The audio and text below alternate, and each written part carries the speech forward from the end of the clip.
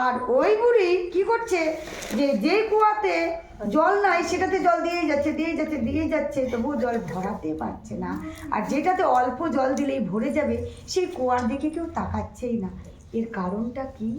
আর যদি কারণের উপরি বলতে পারি তবেই আমি কলিতে যেতে পারবো। আর কলির আমি সেই নিতাই আর গৌরের দেখা পাবো, দেখা পাবো।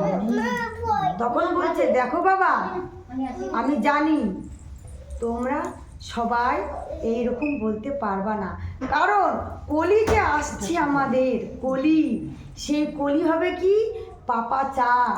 সেখানে সত্যের কোনো বিচার থাকবে না, সত্যের কোনো দাম থাকবে না। যারা সৎ পথে চলবে তারা নিচে পড়ে থাকবে, আর যারা অসৎ পথে চলবে তারা দিক দিক করে উপরে উঠে যাবে। আর যারা মিথ্যা কথা বলবে তাদের গুণগান চারিদিকে ছড়ে যাবে। আর যারা সৎ পথে চলবে তাদের কোনো মূল্য থাকবে না। বলে কি কেন বুড়িমা?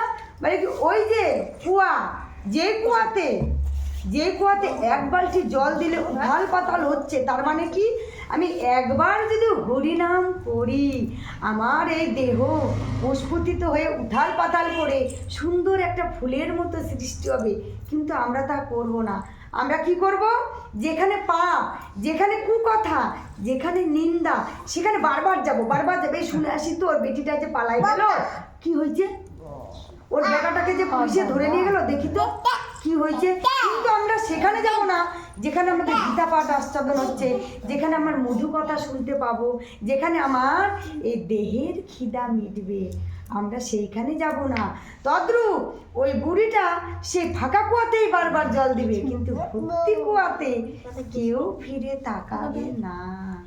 তারপরে বলছে ওই যে বৃদ্ধ মহিলাটা, সে খড়ির বোঝা উঠাতে পারছে না, তবুও তার মাথাতে বোঝা চেপে নিচ্ছে। কারণ কি? আমি কিন্তু জানি আজকে আমি একটা পাপ করলাম, এই পাপের ফল আমাকে এই জন্মেই ভোগ করতে হবে।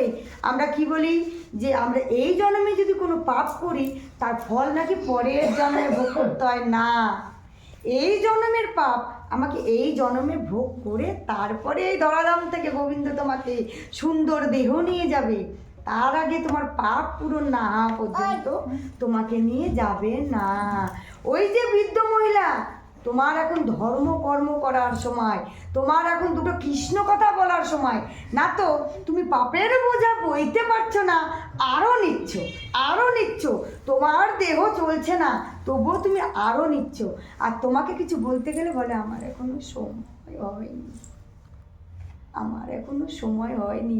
মাগো, সময় হয়নি না, সময় চলে যাচ্ছে।